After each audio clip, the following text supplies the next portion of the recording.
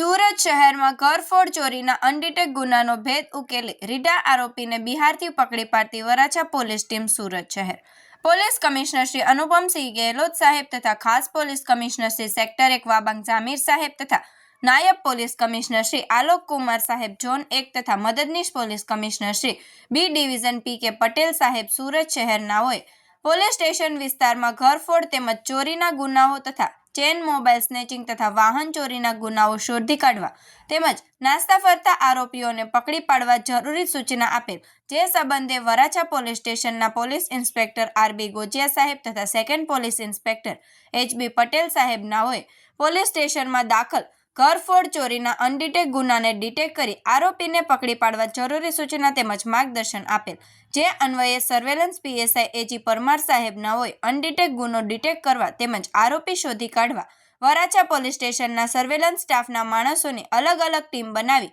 જરૂરી સૂચનાઓ આપી તપાસમાં હતા તે હકીકત મળેલ કે વરાછા પોલીસ સ્ટેશનમાં ભારતીય ન્યાય સંહિતા 2023ની કલમ 331(4), 305 એ મુજબના ગુનાના સીસીટીવી કેમેરા ચેક કરી હ્યુમન ઇન્ટેલિજન્સ તથા ટેકનિકલ સોર્સિસના આધારે તપાસ કરતા આરોપી બિટ્ટુકુમાર સત્યેન્દ્ર નારાયણસિંહ કુર્મી ચૌધરી રહે દલીપપુર ગામ, જગદીશપુર, જિલ્લો આરા, ભોજપુર, બિહારનાઓ સંડોવાયેલ હોવાની હકીકત મળતા એક ટીમ એએસઆઈ જગદીશભાઈ ગેલાભાઈ તથા પોલીસ કોન્સ્ટેબલ નામદેવસિંહ દોલતસિંહ નાઓને મોકલી આપતા તેઓએ હ્યુમન ઇન્ટેલિજન્સ તથા ટેકનિકલ સર્વેલન્સના આધારે આરોપી બિટ્ટુકુમાર સત્યેન્દ્ર નારાયણસિંહ કુર્મી ચૌધરી નાઓને પકડી પાડી કાયદેસરની કાર્યવાહી કરી પ્રશંસનીય કામગીરી કરેલ છે.